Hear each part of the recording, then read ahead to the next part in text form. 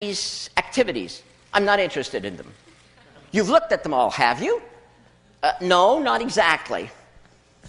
Passion is your greatest love. Passion is the thing that will help you create the highest expression of your talent. Passion, interest, it's not the same thing. Are you really going to go to your sweetie and say, marry me? You are interesting. Won't happen. Won't happen, and you will die alone. What you want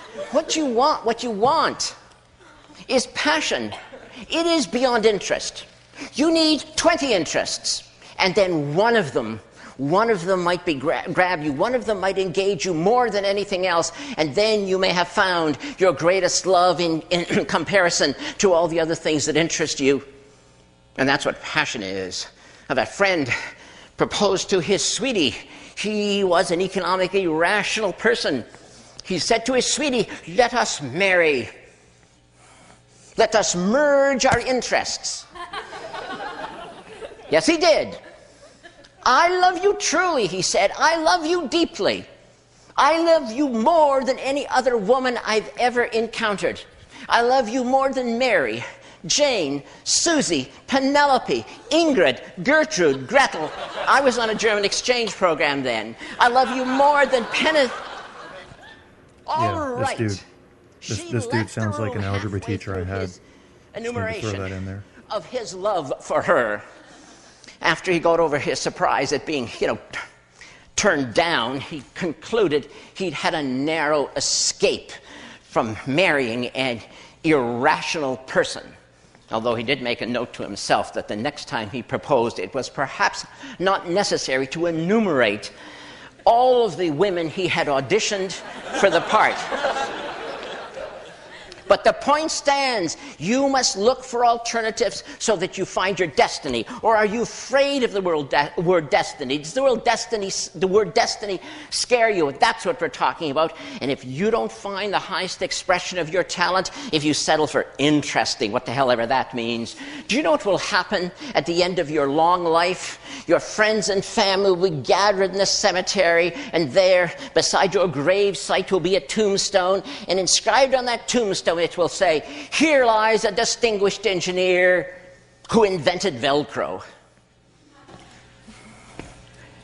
But what that tombstone should have said in an alternative lifetime, what it should have said if it was your highest expression of talent, was, here lies the last Nobel laureate in physics, who formulated the grand unified field theory and demonstrated the practicality of warp drive. Velcro indeed. One was a great career. One was a missed opportunity. But then there are some of you, in spite of all these excuses, you will find your passion. And you'll still fail. You're going to fail because you're not going to do it. Because you have invented a new excuse. Any excuse to fail to take action. And this excuse I've heard so many times. Yes, I would pursue a great career. But a value. Human relationships, more than accomplishment. I want to be a great friend. I want to be a great spouse. I want to be a great parent. And I will not sacrifice them on the altar of great accomplishment. What do you want me to say? Now, do you really want me to say now, tell you, really, I swear I don't kick children? Look at the worldview you've given yourself. You're a hero no matter what. And I, by suggesting ever so delicately that you might want a great career, must hate children. I don't hate children. I don't kick them. Yes, there was a little kid wandering through this building when I came here. And no, I didn't kick him. Of course, I had to tell him the building was for adults only and to get out. He mumbled something about his mother, and I told him she'd probably find him outside anyway. Last time I saw him, he was on the stairs crying. What a wimp. Well, but what do you mean? That's what you expect me to say. Do you really think it's appropriate that you should actually take children and use them as a shield? You know what will happen someday? You ideal parent, you. The kid will come to you someday and say, I know what I want to be. I know what I'm going to do with my life. You were so happy. It's the conversation a parent wants to hear because your kid's good in math and you know you're going to like what comes next.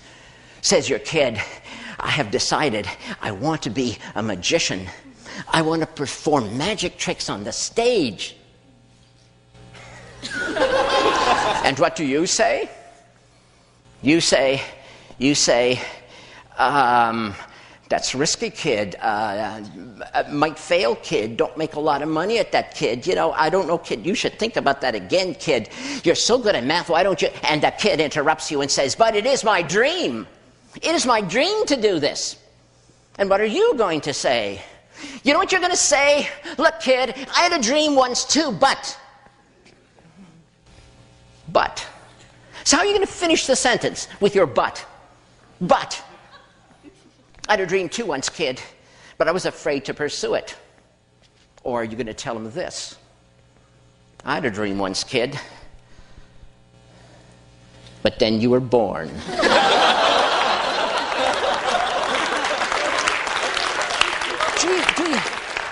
Do you really want to use your family? Do you really ever want to look at your spouse and your kid and see your jailers?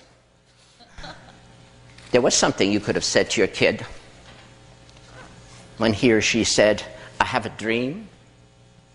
You could have said, looked the kid in the face and said,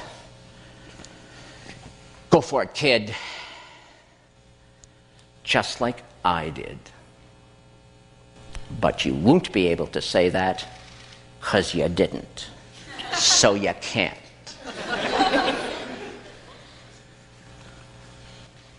And so the sins of the parents are visited on the poor children.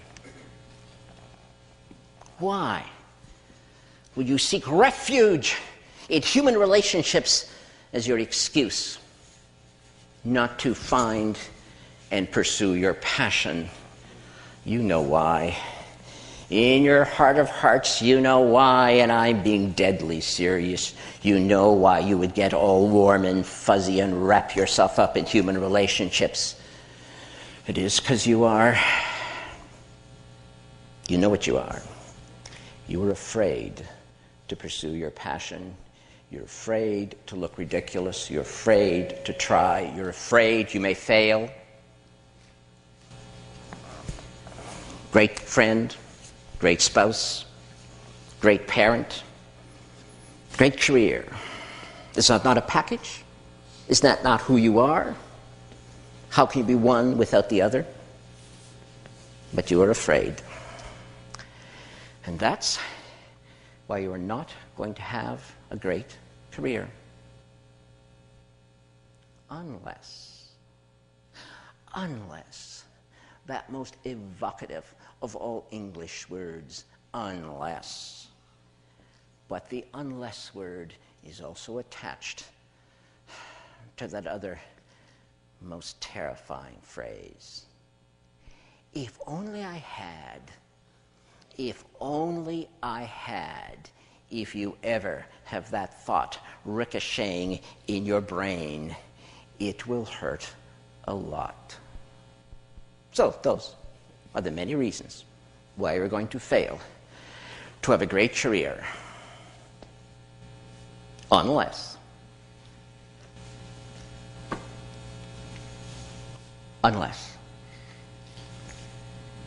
Thank you.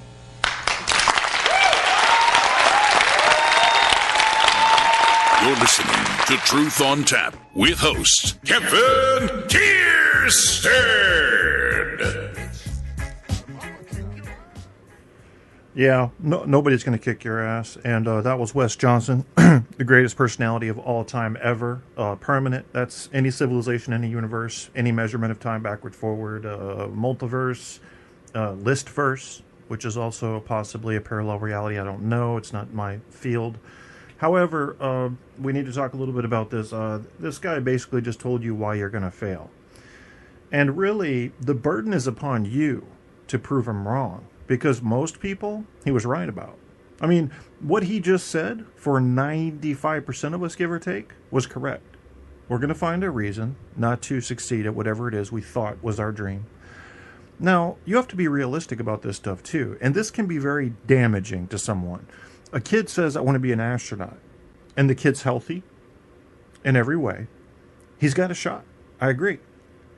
Then the kid becomes a teenager. He's got a couple of felonies on his record. He's got a bum knee already. Gotten an accident. Turns out he's got some kind of rare blood condition. It's not fatal, but it does need constant treatment. His chances start shrinking on the astronaut thing. However, space travel is about to go commercial. So is it even fair for us to be thinking like that? There's always going to be this new thing that we're doing. Well, we're traveling to outer space now. We only got a few people that can do it. Hey, now it's common. Everybody can do it. Well, we're going to colonize the moon now. But only a few people could go. Hey, everybody can take a trip there. It's a vacation spot. We're colonizing Mars. We're going to build a space station that orbits the Earth, and it's going to be a city. It's going to be huge. We are now going to colonize something in the Kuiper Belt. Now we're going to colonize a moon of Jupiter. We're going interstellar. Each time this new thing starts, there is only a select few of us that will make it. And I think it's unfair, really, to try to tell every kid, you can do that. You can really do it. If you can think it and you can dream it, you can do it, because it's not realistic. Instead, what I would do, if I were a motivational speaker, is I'd say, let me show you, I'd start like this guy. I'd say, you're probably going to fail. I'm just going with statistics here. You're probably going to fail. So if I'm telling you out of the box that 95% of you are going to fail to attain your dreams, maybe that would motivate people a little bit differently. To realize they have to work their fucking ass off if they really want to get somewhere regarding their dreams, assuming their dreams involve a relatively hard area, difficult to reach, something that everybody can't get. You don't hear a lot of kids saying, my real dream, my true dream, I want to sell vacuum cleaners door to door. I just got to get there. I know I can. I know I can do it. I've got the strength of spirit to knock on doors and be told no, and be told get off of my lawn, and be told I'm broke, come back next week, and be told thank you for the case of Pepsi, but I don't want to see the rest of your demonstration. I've got the power to do that. Well, I'd say yes, you do. You're going to make it, kid. But not the astronaut thing. Not the fighter pilot thing, not the Navy bombing scuba diver thing, not the MMA fighter, famous, winning thing, not the professional athlete thing. It's just, there's a very little teeny bit of room at the top. You might work for 20 years toward this shit and not get there. And then what will you have accomplished? I don't know, maybe you stayed in shape. Good for you. Me personally, I'd like to have it real. I want my medicine without the candy coating. Tell me what my chances are, and then let me figure out if I can beat those odds. Wouldn't you like that? Wouldn't you like something that's more truthful? Well, some people might call me negative when I really think I'm just a realist. If I were negative, I wouldn't do this fucking radio show, because I'd have zero faith in you motherfuckers. But there's something that tells me that somebody, somewhere, some days can benefit from the information I have to share, which is generally disseminating information from others and trying to clarify it and add some meat to it, and some realism, and definitely some truth. I mean, I don't even download shit that's total bullshit. You know, I'm a little turned off by what's going on with YouTube and basically media in general today, and I mean all media. They had Richard Dawkins, Channel 4 out of the UK, had Richard Dawkins ambush Deepak Chopra. Channel 4 out there in Oxford was going to do an interview with Deepak Chopra. You know him, right? MD out of India. Then he turned into kind of a spiritual healer kind of guy, which, you know, people like Stabby say is bullshit, and maybe it is. But I believe that whatever can help a person, use that. Honestly, even if it is psychobabble bullshit, if it can help somebody enjoy a quality of life, use that. Fine. If it works. Even if it's only a placebo effect, as long as it's being shown to work. Yes, I support it. Even if it is bullshit. Well,